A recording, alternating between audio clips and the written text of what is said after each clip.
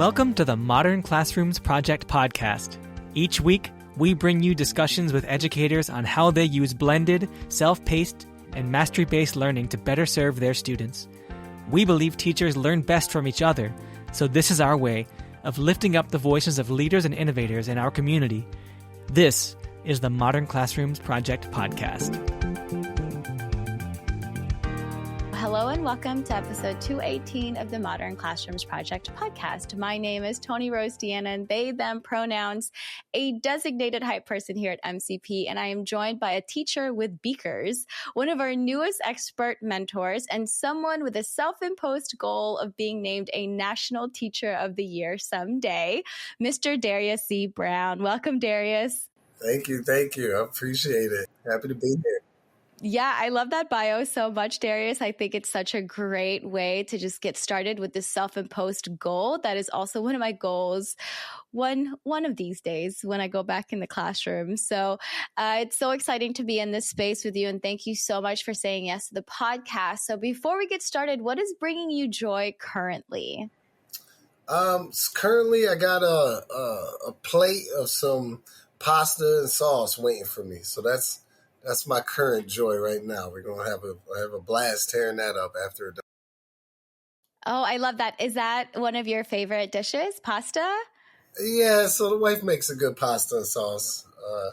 But I like a broad range of things, Yeah, that's one of the classics, Oh, you know what? It also always brings me joy when someone just brings me a plate of food, whatever that'll be. Yep. It is one less thing I got to decide on. So it is a welcomed surprise whenever anyone has a hot plate waiting for me. Oh, man. So sure is. Right? I always say, like, one of the best ways to become a close friend of mine is through my stomach. So if you feed me, we're already already on that level, right? Yep, sure. All right. Well, Darius, again, really exciting to be here. Tell us more about who you are and how you started your MCP journey. Yes, again, super happy to be here. Excited to be here. This is pretty cool. Like I said, for this first podcast, so I'm having fun already. I appreciate the intro. That was pretty dope. So my modern classroom journey, I feel like at the moment right now, I consider myself a high school chemistry teacher or high school science teacher, but with a twist. I love to add that I do things with a twist just because of the modern classroom. But it started with I came out of high school and I knew I wanted to do something bigger. I knew I didn't want to just do a regular type of sit in the house or a job that was more of like an office setting. I didn't think I wanted something like that, and I knew I was good at science and math, so I ended up falling into chemistry, getting my bachelor's and master's degree in chemistry, and then went into the industry, working in different chemistry sectors. I was in various ones in the chemistry industry, but couldn't really find a niche, couldn't really find like the thing that I was looking for. I felt like I was missing something in each thing that I was doing, and then I was seeking out something else at the same time. So I ended up falling into coming back to my hometown of Utica, New York. It's upstate New York, kind of in between like Buffalo and Albany. It's like kind of dead smack in the middle of those two. So I ended up coming back to my hometown. And my hometown, there really isn't that much. It's like 60,000 people or so. So it wasn't that many at the time. They're getting better, but it wasn't that many jobs in the industry of chemistry. So I ended up finding a teaching position as an adjunct instructor at the community college. And that was like the one thing I had to fall into doing it. And I'm teaching these kids.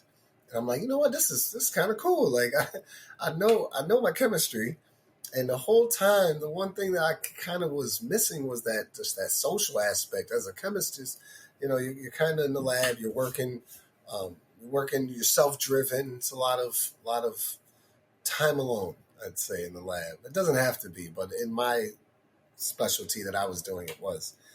So I ended up falling in love with teaching just as an adjunct instructor. But I knew it was like, the kids in college, they were kind of more of like they were there because they had to be there, but they didn't want to be there. And they were paying to be there, so they had to be there. You know what I mean? So it wasn't really, I wasn't getting that interaction that I was craving, I guess. And I ended up getting certified to teach in high school. And I was teaching in high school right before COVID started. I thought to myself, there's a lot of chemistry that I got to teach these kids. Not a lot of time. Let me start flipping it.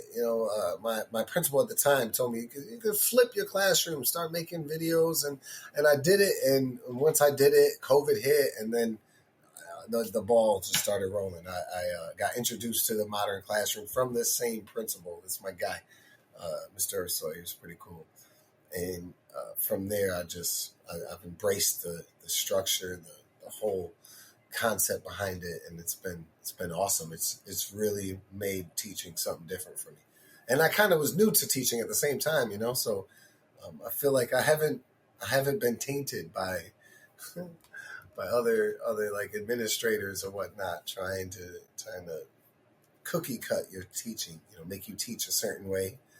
I was actually blessed with this guy, Mr. Urso, who was like, yeah, let's try this way, try that way. He like kind of opened the door for me, and that's how I was able to fall into modern classroom. And I'm all on board because it's awesome. I think it's really allowed me to enjoy what I do and be good at it. I think I'm good at it.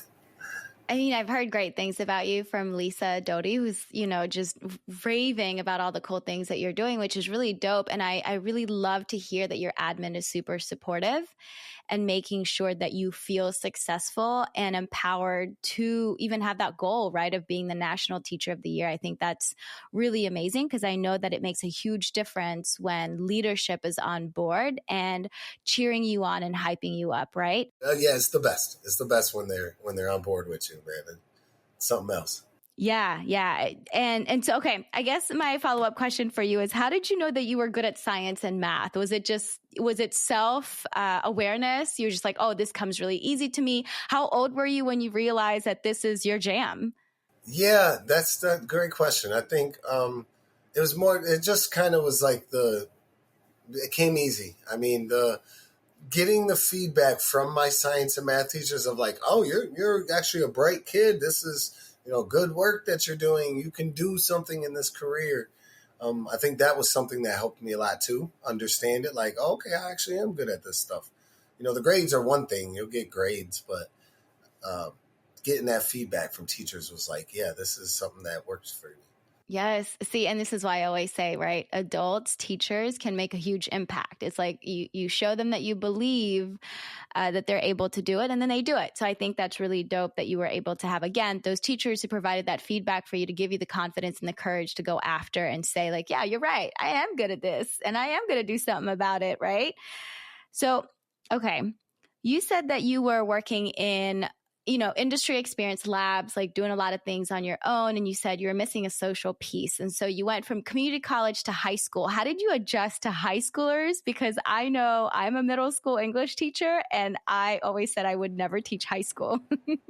I feel like as a high school teacher, I'll never teach middle school.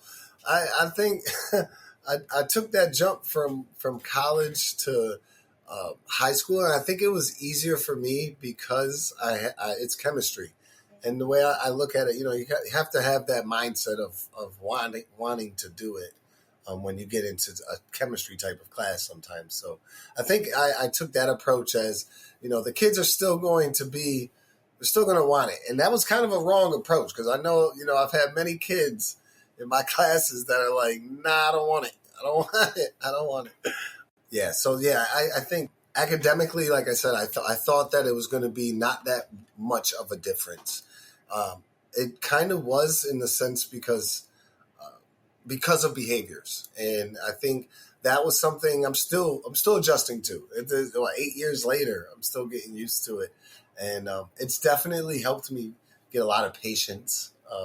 I credit my wife as well, who I met a few years back, who helped me get more patience when it comes to dealing with like the behavioral, the the emotions, the determination levels of, how they fluctuate so much for kids. One kid will be so determined and into it, and another kid, you really have to spend time trying to think of how to motivate this kid, how to get them ready to do it, because they can achieve it. And as teachers, it's all about getting that out of them. So yeah, I think I'm still adjusting, but a big part of it was getting patience, and then understanding that these kids are kids, so you gotta kind of help mold their ideals and their behaviors. Help, you're part of the crew that is helping mold them. So I think that's something, when you understand that, it helps with the transition. And it's such a great reminder too, kids are kids, right? And they still need a lot of guidance. They still need a lot of support, even though they may be taller than you, or, their voices got really deep. And so Right. it's really interesting to sometimes have conversations with educators who forget that these are still kids based on just like the way that they look physically, right?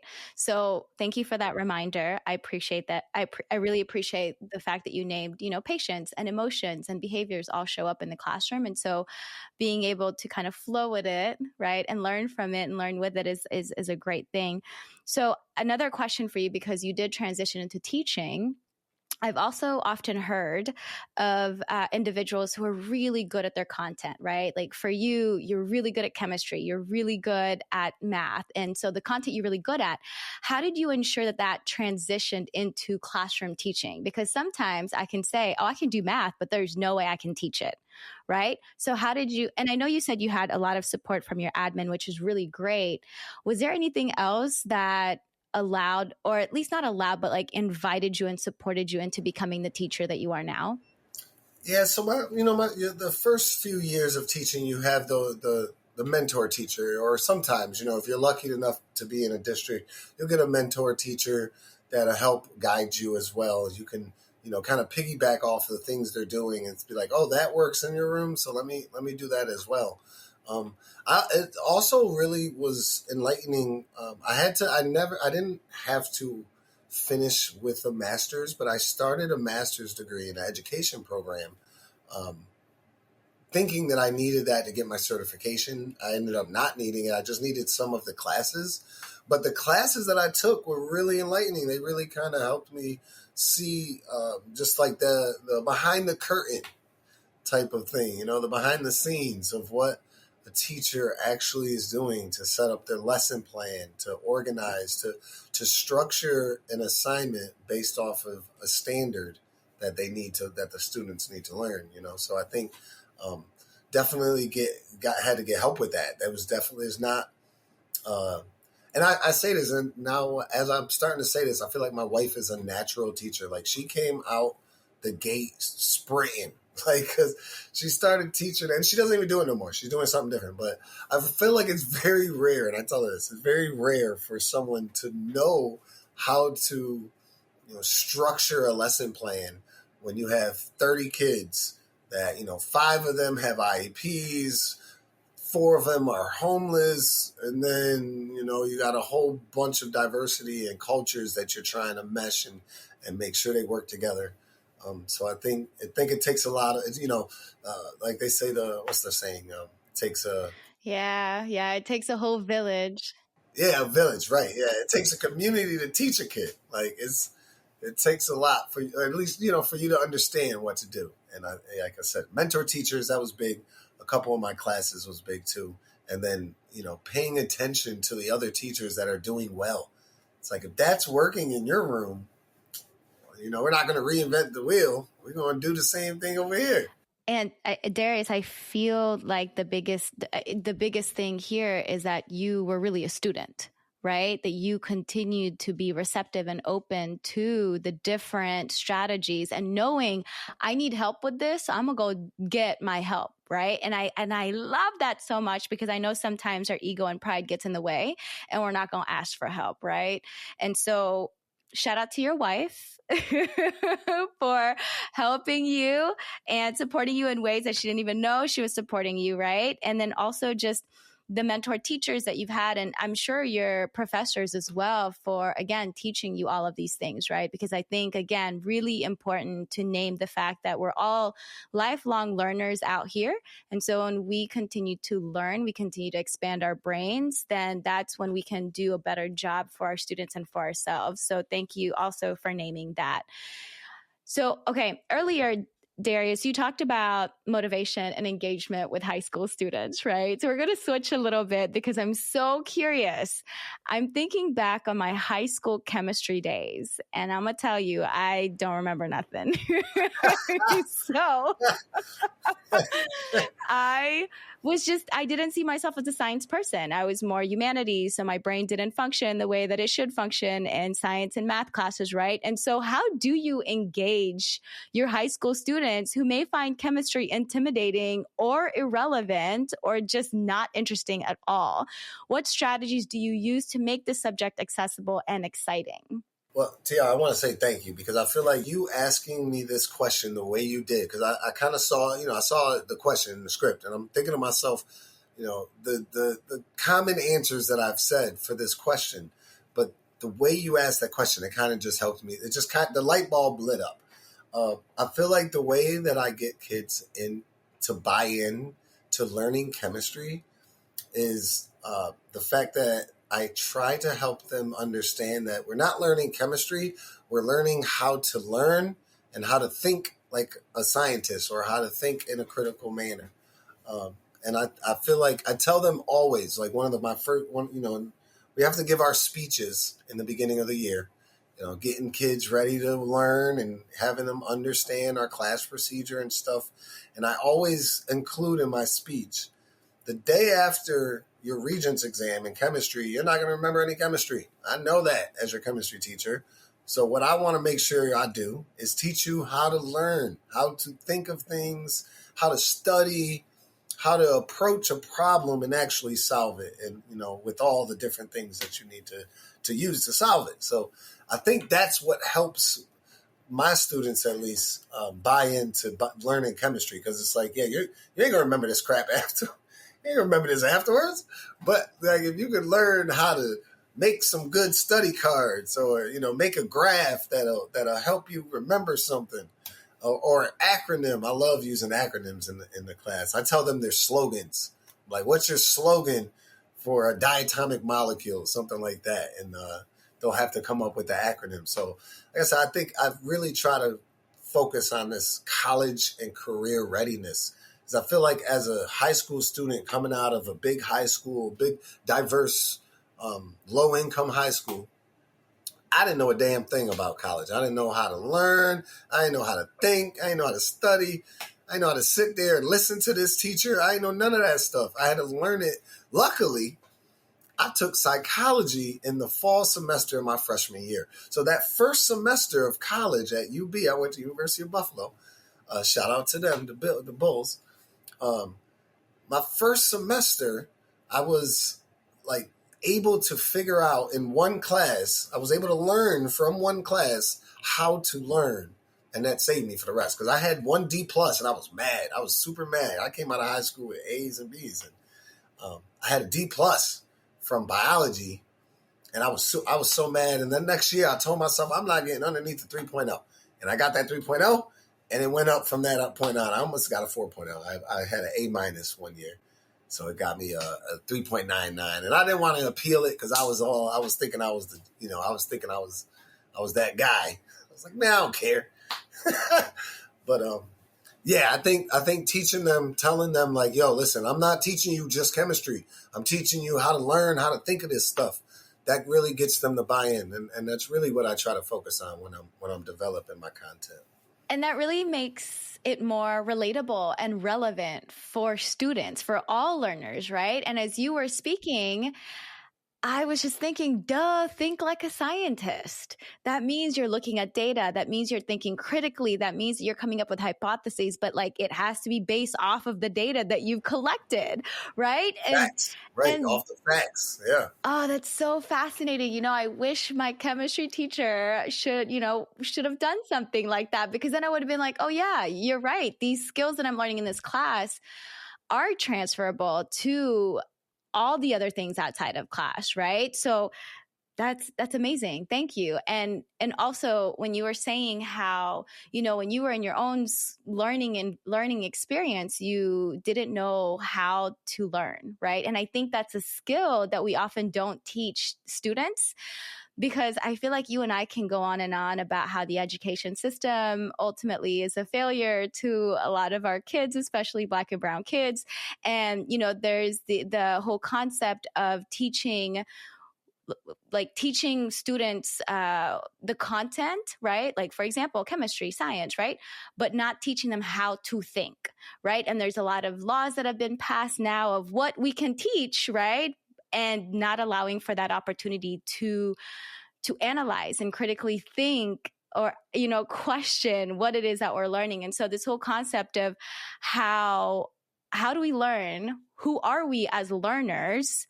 I think those questions are really powerful, especially when you're implementing our model, right? Because there's this whole concept of blended self-paced and mastery-based learning. And so there's this autonomy to explore the lessons, to reflect on what you're learning, and then potentially provide feedback for the teachers as well of what's not working and what is working. And so I really like this shift too. And I think this is something that I'm understanding with our model too, is that, hey, we're going from passive to active learners, and we're actually forcing and mandating for our students to think critically, to analyze the things that we are putting in front of them so that they can be successful in college if they choose to go to college, or career, right? And so I think, oh my gosh, yes. We need to focus on how we are as learners, how we're learning, how we learn, right? All of those things. So, thank you for that. Yes, no, that's so right. Thank you. I just get mad with just inconsiderate people out there, and that makes me stronger of a teacher, I feel like, because it's like I got to make sure these kids understand how to think properly. Because if you you can't think properly, you're going to just be a jerk out there. Yeah. Or you're going to be easily persuaded. Yeah. Easily persuaded. Yes. That's what it is, because you just think, oh, that must be the right thing. So this is what I'm seeing on my social media. So therefore it must be true. Right. And so again, as a science teacher, you're thinking about critical thinking skills, which is, again, skills that we need, right? And so thank you for naming that, because it's not just the librarian's job to do, or the English teacher to do critical thinking skills. So thank you. That's right. You got to have them think like that in every aspect. In every aspect, honestly. So Darius, you mentioned that you use visual representations and edutainment videos, which I really love that word, by the way. Can you share specific examples of how you've incorporated these techniques into your lessons and what impact they've had on student learning? Because we do know that visual representations are really helpful when we're trying to learn things.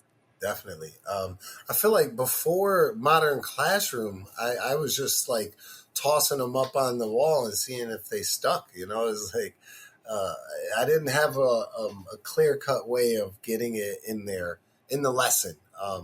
But currently it's I love it. So it's a way that I can give these kids a bit of my style and my personality, and I can showcase it. I dance and sing and all types of stuff in the videos just to try to get them going with it. And I want to redo them, I swear, or do another content. Like I'm thinking, like we're gonna spread out into another content, do more edutainment videos, because we got to make it educational, but we got to make it entertainment. Because these kids have to really buy into watching it. But I incorporate it into my class, like I said, using the Modern Classroom structure. So I give them, I have a whole unit of activities planned. And then I give them, usually my videos, I'll have one or two videos. Or so I'm in a current unit where there's 3 videos, but one of them is like a TikTok. It's a small TikTok. Even spreading the TikToks, making those like for these kids. Right? But I'll get 2 to 3 videos, or 1 to 3 videos per unit. And then as they complete an activity, I'll tell them, go watch minute mark 130 to 220, and then complete this activity. So I try to give them these like chapters within the video that are connected with each assignment that they're doing. And I call it, so I have everything. And I think to myself, like, if I taught a different content, how easy would I be able to do this? Because everything, it's so easy to add like chem to it and turn it into like a chemistry specific thing. So I call these chem guides, and these chem guides, I have so much fun making these damn things too. I think of them as like it's like a blueprint of how to complete the module. And it's all from, Modern Classroom. It's you guys gave us the layout that we like, okay, let me fill in this and fill in that. So I call it the chem guide, is their like track of what they have to do, but it guides them, giving them the minute mark of each video and the specific slides from the slideshow that will help them with each activity. And ever since I started making those, these kids are really, like I said, I have fun making them. I try to theme them. So like this one that they're doing now, the chem guide was like a candy trail. It was a trail of candy, and every different piece of candy told them, a different minute mark of how to complete the activity. So yeah, these videos are like we said, and that's something we got from Modern Classroom too. Just the fact that put your face on it, or you put your voice in it, so that the kids can see it's you that's doing it. So it's not, you get to the classroom, you don't hear that. Well, you're not teaching us. Yeah, these videos are me. We are all in these videos, so we got you guys. So yeah, they love it though. They love it. I think it's fun. You named a couple of things here, Darius, that I really enjoy. First of all, you just saying that you enjoy this process. And I think because you enjoy it, that joy is contagious, right? And I know I say this all the time too, because I had such a good time teaching English as well. And my students can feel that joy. And so then they feel joyful as well. So our emotions really are pretty transferable, I think. So the chem guides, what a great idea. You also said TikTok videos. I was also that teacher that created TikTok videos because I knew my students were watching TikToks. So why not go ahead and do the thing that they're doing, right? So I love this. And also the style and personality. This is what I tell educators that I work with all the time, is that be yourself. If you are quirky, be quirky. If you are loud and proud, be loud and proud. If you like to dance and move and chuckle and do all of those things, have all of that in front of the video, because it makes it that much more engaging for students, right? And so this whole concept of you saying, I dance, I sing, I do all the things, right? This just brings me so much joy, because yeah, that's exactly how it's supposed to be. You're supposed to also be having fun putting this together. It shouldn't be a drag, because again, body language and tone and all of that, students do notice actually. And then they just mirror exactly what you're doing. And so I love this. And another thing too that you said that stood out to me is that you had videos and then you created chapters within those videos, right? Like, hey, watch minute mark this to this, and then go back and do the task.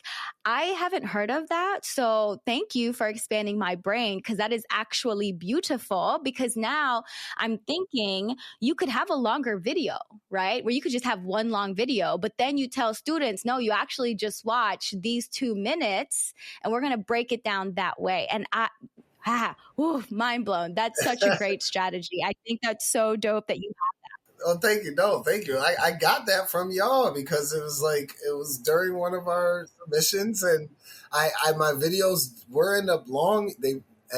When I got done with them, they were long, because it was like, I mean, man, there was, I'm sure the amount of recording hours that you can put into these things, and then trying to trim them down into something really small for them to pay attention to. So yeah, and it was like, well, do you have these chapters? And I'm like, you know what? Yeah, we can. And then first it broke down into like small chapters, and then the kids were like, I'm like, how can I get them to really, and that's where the minute marks came in. It was like, let me give you the exact minute mark. You know exactly where this thing is that we're talking about. So yeah, no, I feel like it came from y'all, man. It's awesome though. It really does work. Thanks, Modern Classroom. I didn't even know.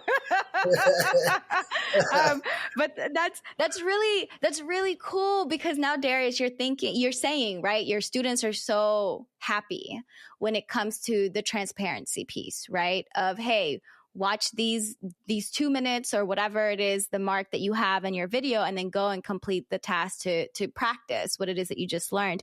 And again, just reiterating that to be clear, like to be, to be clear is to be kind.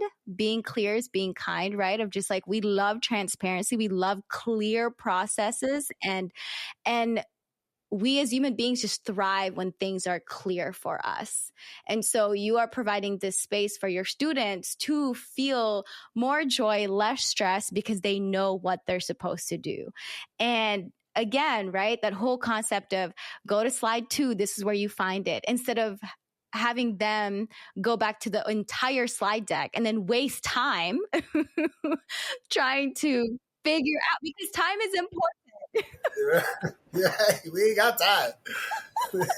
Exactly. So, and I did a school site visit recently, Darius, and one of the comments that I was having conversations with the students and the teacher, they said that their 8-minute videos were taking 30 to 40 minutes for students to complete.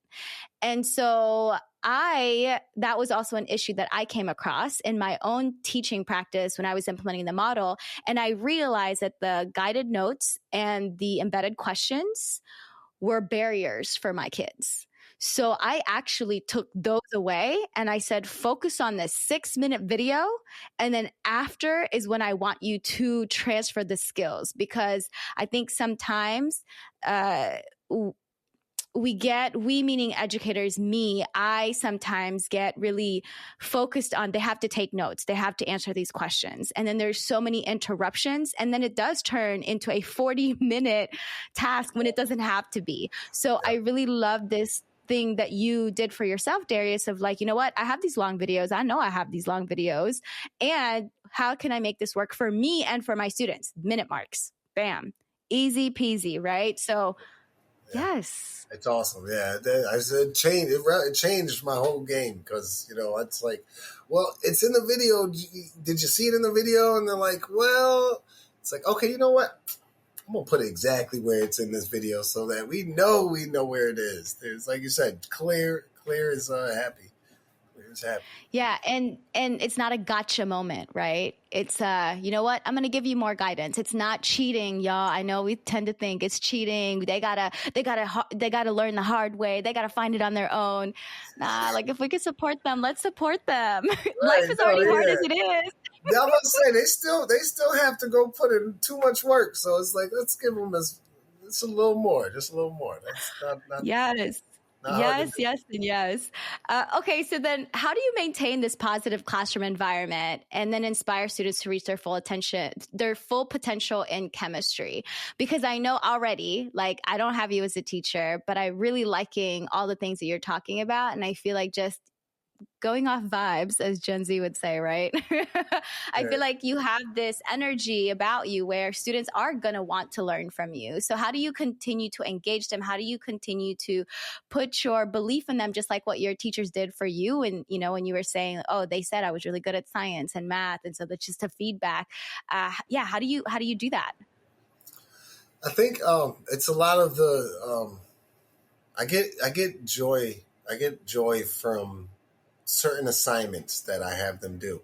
And you kind of noticed it earlier when I said, like, I really find enjoyment with making content now, and just like finding that connection between the standard they need to learn, how to make sure they remember the thing they need to remember for the test, but then make it enjoyable and likable and personable, something that they can connect to with their own life.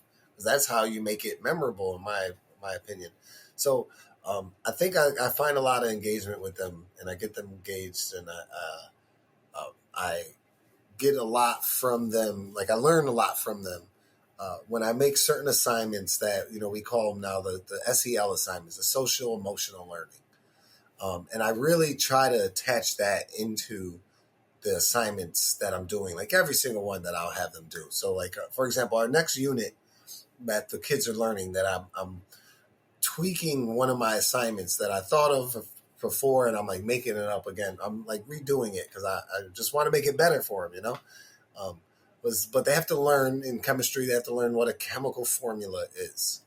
And the first part of this assignment is I'm having them do a chemical formula. Well, I'm calling it the formula of success.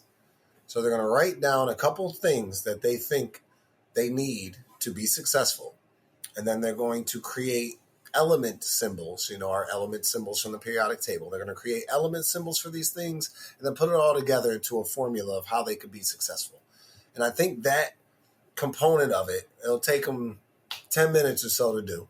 Doesn't take away that much time, especially when we do the modern classroom way and we remove lecturing, we got our videos.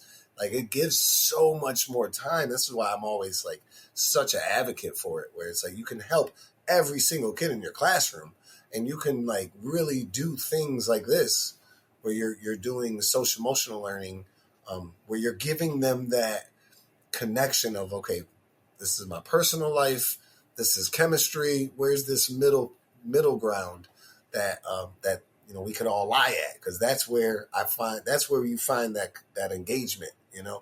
Oh, that's it right there. I feel like that's the perfect way to say it. Like the middle ground between your content and their personal life and interest and background. That middle ground is where you find the full engagement of these kids. And I think the assignments that you can make, you can create. The content you can create, especially in a modern classroom, it gives you that ability to find that middle ground and keep them there.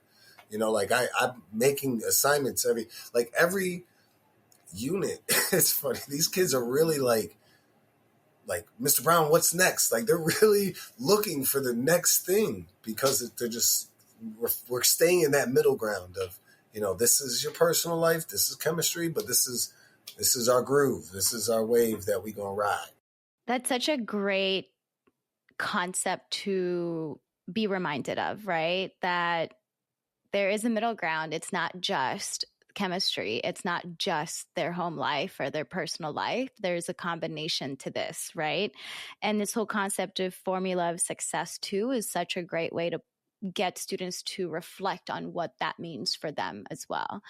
And I really love that you talked about the model, having energy and having time and capacity to be able to connect with students in a way where it is genuine and authentic, because you're reserving your energy for those interactions versus lecturing in front of the class. And then that lecturing takes up a lot of time and a lot of energy, and then you're drained, the students are drained, and then everyone's just unhappy.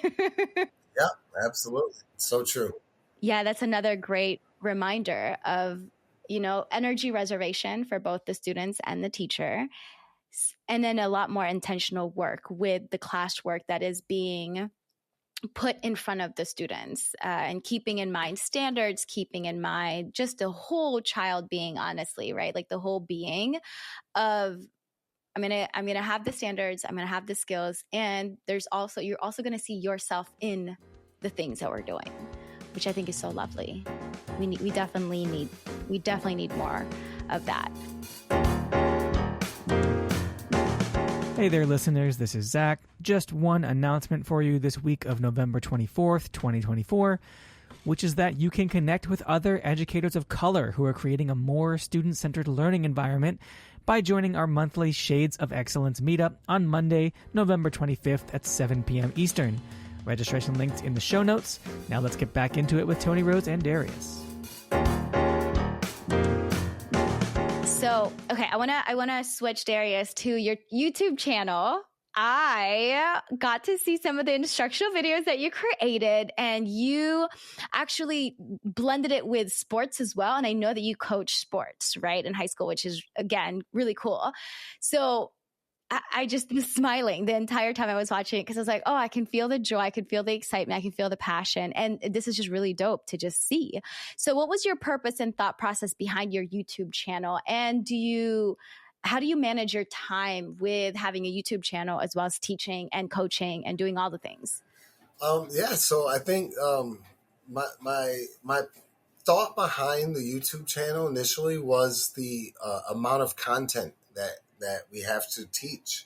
And I'm like, if I can remove this lecture component, and that was another thing, like I'd lecture, the next day when you think you covered a topic so well, right? Like you had the most elaborate example and story behind it, and everything went perfect. And then the next day you got those 2-3 kids that come in there like, Mr. Brown, I don't know nothing.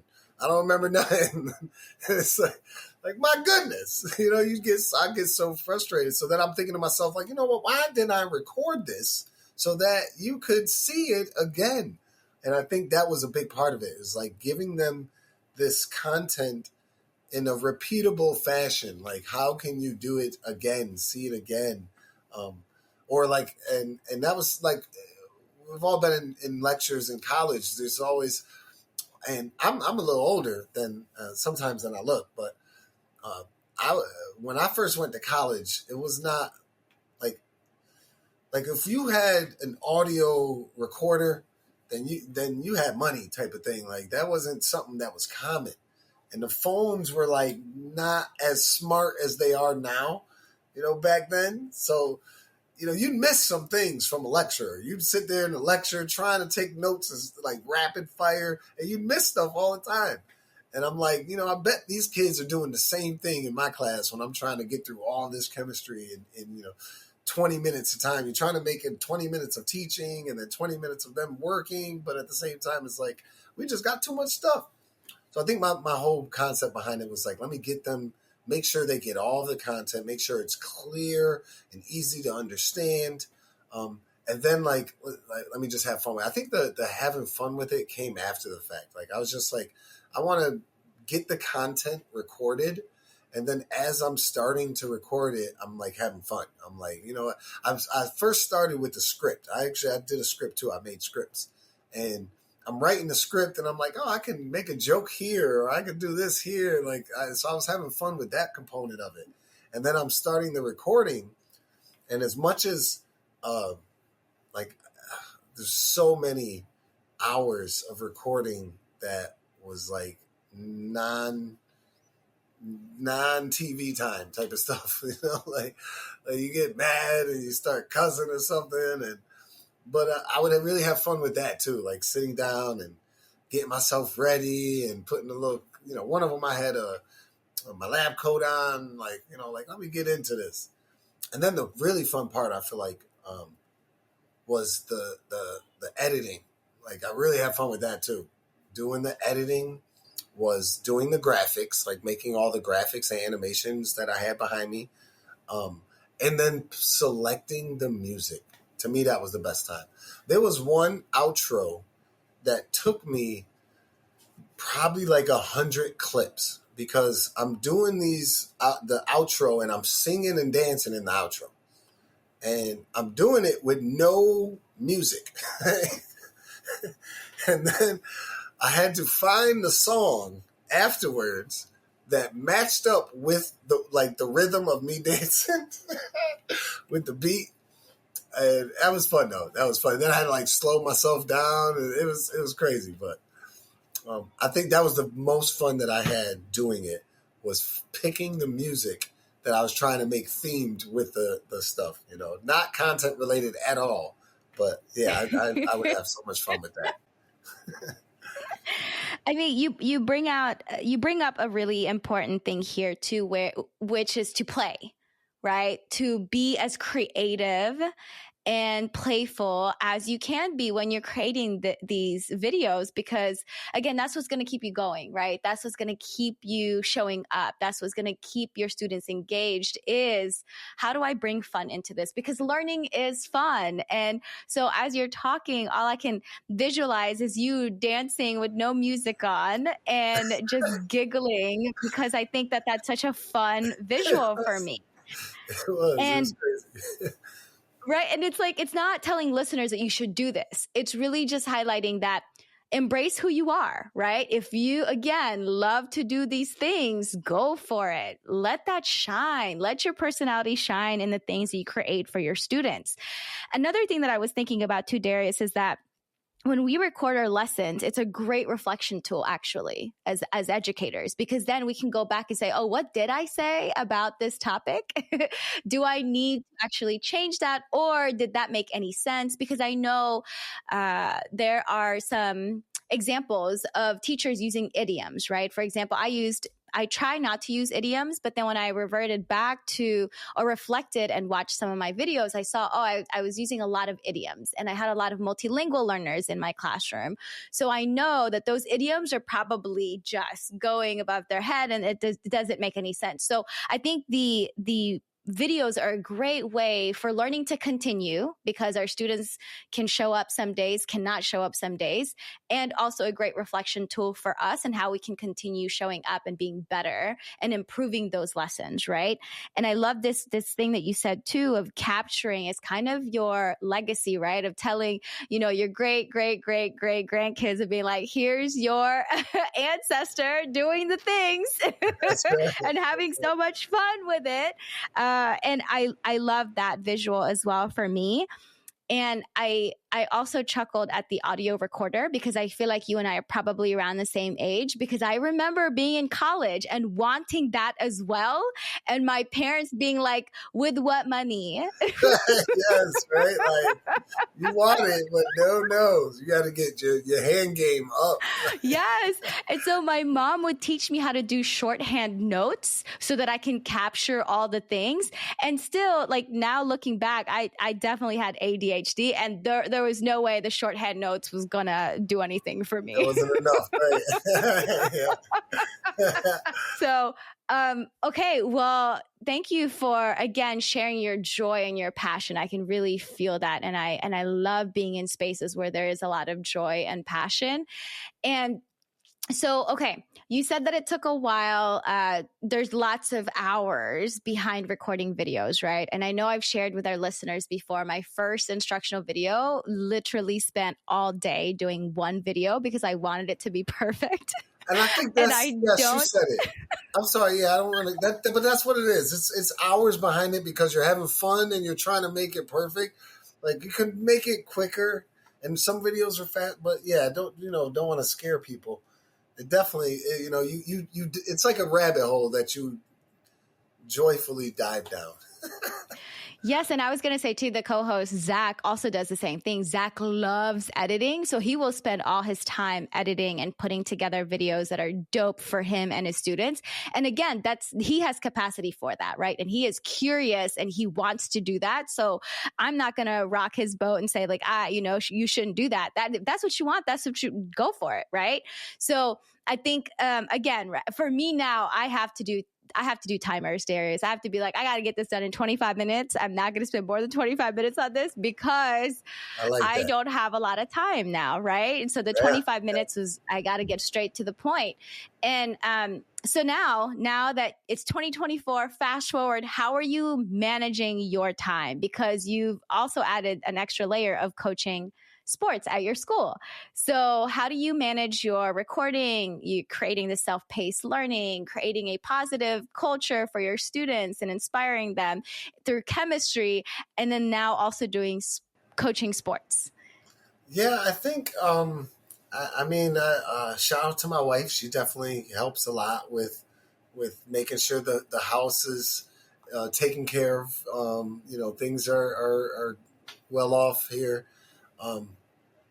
I think I really enjoy doing the content. So I'll find myself on a Sunday evening, with the game on in the background and working on making one of my books. I think the modern classroom is a big part of it, though. Having the know-all and the determination to plan an entire unit, have your video already made and done. It's definitely opens things up because, like, in class, instead of spending that time being eaten away, or, energy eaten for lecturing, or trying to deliver the content. You have that content delivered in the way that was enjoyable. You had fun doing the making the content. And then in class, you're building those relationships. You're helping the kids understand, reach each standard. And then, like I said, outside of it, I really, the coaching on top, I want to, because I don't know, I want to say it's the modern classroom, TR. Like that's the thing that helps me stay on task with everything. Like, it's really, I like I said, I find myself doing making content at the weirdest hours, just because I'm excited to do it. I'm like, I can't, like, like you'll think of something, the light bulb will go on, and then all of a sudden you're at the computer making it. And it's like, I think, we have kids too. We have kids too that are going to school and whatnot. And I think that, with the right mindset, with the structure of modern classroom, basically helping my career run smoothly. Outside of that, it's like, what else can I do? That's why I was like, I wanted to be an expert mentor. Thankfully I signed up and you guys approved me, and I'm going to start that soon. I'm looking for something else too, because it's like, I feel like I've hit my stride. I don't know. I've hit my stride. I'm at that point in life, and it's nice and organized. That's part of it. And that's also from modern classroom. Yeah, I don't know. I don't have a good answer. I feel bad. That's a great response, actually, because now I just want that clip and just replay it over and over and over again, and that's our ad. Right? Like that's it. Because again, you just said, planning an entire unit, knowing exactly where I want to go with my students, knowing exactly what the formative assessments, the mastery checks, the summative assessments, all of that, knowing all of that in advance, and then scaffolding it and breaking it down. Again, you said it's transparent, it's clear. So now you as the educator can thrive, right? And I also just want to name the fact too, that when you plan an entire unit ahead of time, yes, it's a lot of front loading, and right. And the benefit of that is that you actually get to be present in the classroom with your students and reserve that energy. And I think I hear over and over again, Darius, from educators just saying, I can breathe again. I can go home and not have to worry about A, B, C, D, because I already know what my kids are doing. I don't have to worry about being out for a week because my students already know where to access the learning. There's not a lot of stressors, right? When our teachers and our students get the flow of the model, which I really love. And this whole concept too of you saying, it's different, I get inspired at different times, different points of the day. And I just go and do it because I have this inspiration. Again, because now, when we think about surviving and thriving, right? When we're surviving, we don't have capacity to think or be inspired or to do all of the things. But when we're thriving, it's like, oh, now we have the space and the capacity to be inspired. And we have the time and space to also do the things that inspire us. And so, you're getting it. And the energy, like you said, the energy too. It's definitely the energy piece too of I'm inspired to do it at this time. So I'm going to do it because I know this is going to make it better for me and my kids. And thinking about the student perspective too, Darius, there are students, especially high school, who learn better at night. So if they can access the information at night when they can successfully process it, better for themselves, right? Then that also opens up so many opportunities for them. Like if they can learn better at midnight, I mean, who says that they can't learn, right? Like, cool, do that for you. Yeah, no, I've seen the science behind and my school district, 7:15 is the first period. I got kids. I know these kids ain't up at all, walking zombies. And I know I've seen the science where our brains are not really that on at that early in the morning. So yeah, no, this opens up so much. It's a godsend.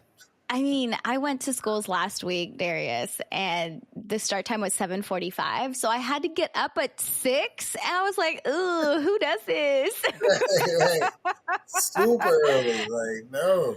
And the thing was, I did that for many, many years as an educator. Like that was just something I accepted. And then now understanding, oh, my prime is actually at 10 a.m., starting at 10 a.m., 11 a.m. And so again, understanding that students come in with a lot of baggage, a lot of emotions, a lot of everything, right? And when we have a self-paced learning environment, it just creates a space for students to show up as they need to.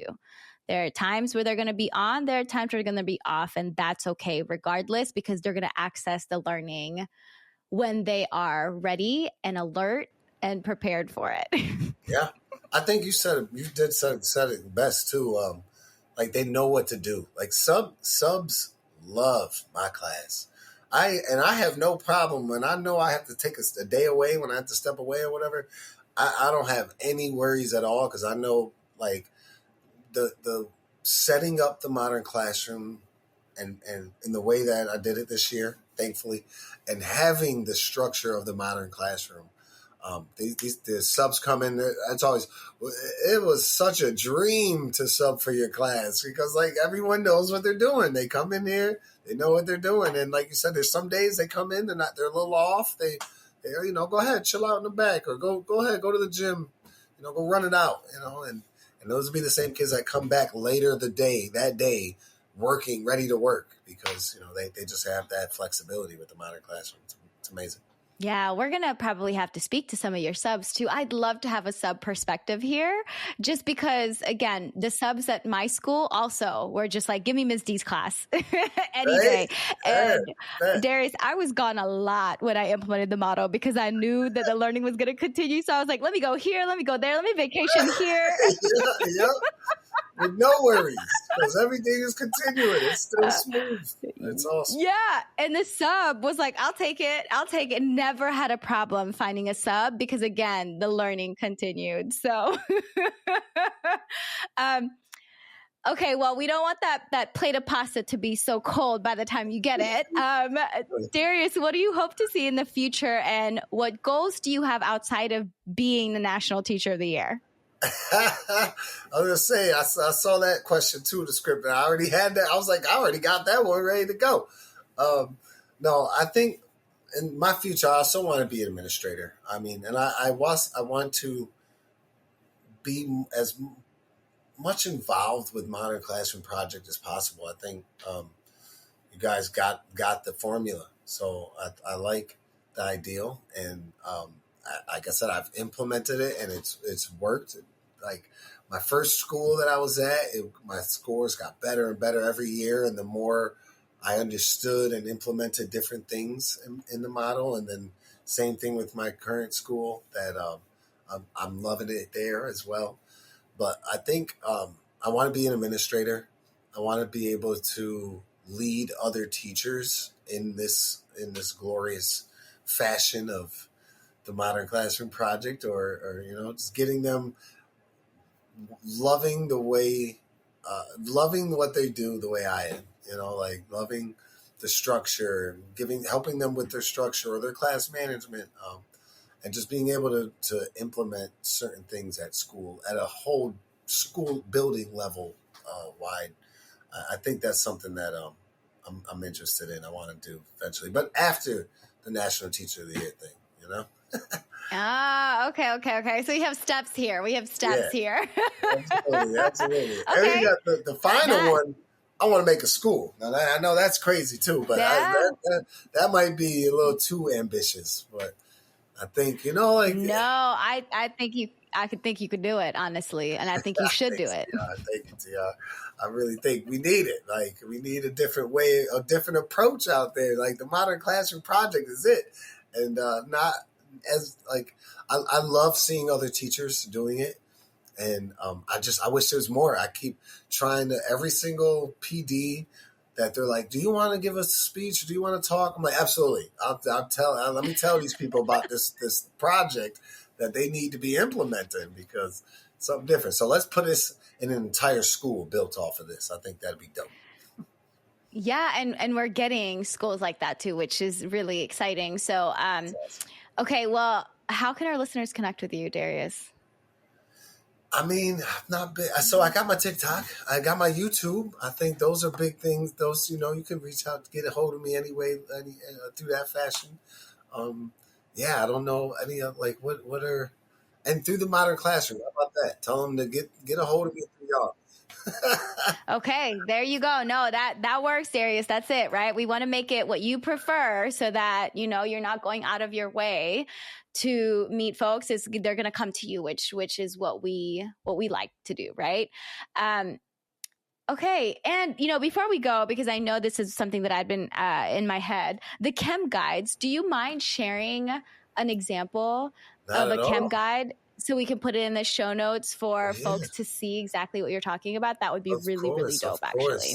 I got to send the candy one, I feel like, just because that's the one I mentioned. So the exactly. Candy trail. Yeah. Yes. Okay. Well, Darius, this was such a pleasure. Thank you so much for sharing your experience and expertise with us. I really appreciate it. Of course. And you are a great hype man, TR. Like the way you were synthesizing my answers into what they needed to be for this show. I love it. Thank you so much. Helped me out so much. And you got me a little comfortable too off the rip. I told you I was nervous, so I appreciate it. Thank you so much. It was definitely fun. Had a great time, and look forward to doing it again. Yes. And I'm looking forward to all the ways that we can collaborate too, Darius. So you're definitely going to be getting some emails from me, and you can most definitely ignore them if you would like, whenever you have capacity and energy. And I think right back at you, because you inspired me with this whole think like a scientist. I've had this in my head already, especially when it comes to doing anti-racist work, right? Of just the push of think like a scientist, because again, we're collecting data, we're hypothesizing, we're doing all these things, and scientists really try not to be biased, right? So this is, again, just a great reminder. So you saying that, I was like, oh, this is dope. Like, you're so right. So thank you for naming that. All right. Well, I appreciate your time, Darius. This was great. Thank you so much. Thank you so much for listening. You can find links to topics and tools we discussed in our show notes for this episode. And remember, you can learn more about our work at www.modernclassrooms.org, and you can learn the essentials of our model through our free course at learn.modernclassrooms.org. You can follow us on Twitter, Facebook, and Instagram at modernclassproj, that's Proj. We are so appreciative of all you do for students in schools. Have a great week, and we'll be back next Sunday with another episode of the Modern Classrooms Project podcast.